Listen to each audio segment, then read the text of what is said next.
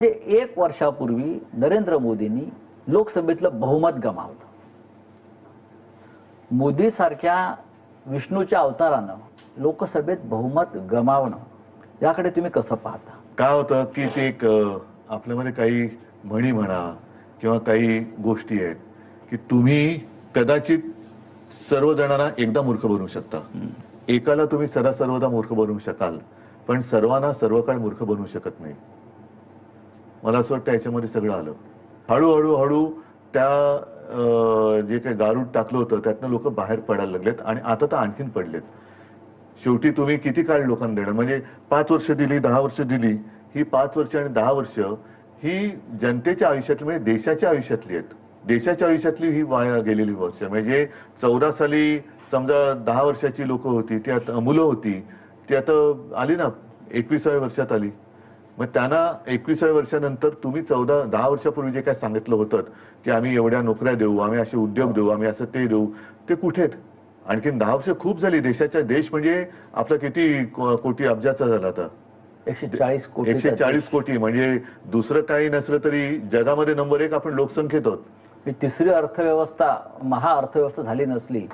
नाही, पण एक मी काल वाचलं एका ठिकाणी की अमेरिकेतली एक कंपनी, तिची अर्थव्यवस्था ही आपल्या देशापेक्षा जास्त आहे, जी गेल्या 10-1 वर्षापूर्वीच जन्माला आलेली कंपनी आहे। बरं। आणि तिची अर्थव्यवस्था ही आपल्या देशाच्या अर्थव्यवस्थेच्या बरोबरीने किंवा आपल्या देशाच्या अर्थव्यवस्थेपेक्षा जास्त आहे एका कंपनीची। मोदींनी जे बहुमत गमावलं त्यात महाराष्ट्राची भूमिका अत्यंत महत्त्वाची। हो, महाराष्ट्रानं लोकसभेला आपण सगळ्यांनी जी इंडिया ब्लॉक होता किंवा महाविकास आघाडी असेल 31 जागा एकत्रित जिंकल्या, हे कसं शक्य झालं? अब की बार 400 पार हे संविधान बदलण्यासाठी होतं, हे लोकांना कळलं।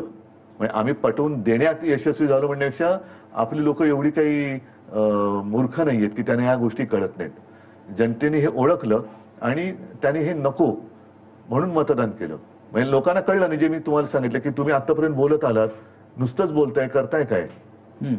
आणि ह्या सरकारचं म्हणा किंवा अगदी नाव घेऊन बोलायचं भाजपाचं जे एक धोरण आहे की सर्वसामान्य जनतेला नेहमी चिंताग्रस्त ठेवायचं, एक तणावग्रस्त ठेवायचं आणि त्या तणावग्रस्तामध्ये जाऊ दे ना बाबा, भानगड नको, यांना देऊन मोकळं हो, ती परिस्थिती सतत निर्माण करून ठेवायची, अस्थिरता, देशात अस्थिरता ठेवायची। मग ती जातीपातीत असेल, समाजात असेल, आर्थिक असेल, इतर काही असेल, आणि त्या अस्थिरतेचा दुरुपयोग करून त्यांच्या डोक्यावरती राज्य करायचं, ही यांची नीती आहे। आणि त्याच्यामध्ये परत तोडाफोडा आणि राज्य करा ही इंग्रजांची नीती अवलंबायची। जे फोडा झोडा आणि राज्य करा। हा, आता तोडा फोडा जोडा आणि म्हणजे स्वतःच बोलायचं बटेंगे तो काटेंगे आणि बटवारा तुम्हीच करताय। अशा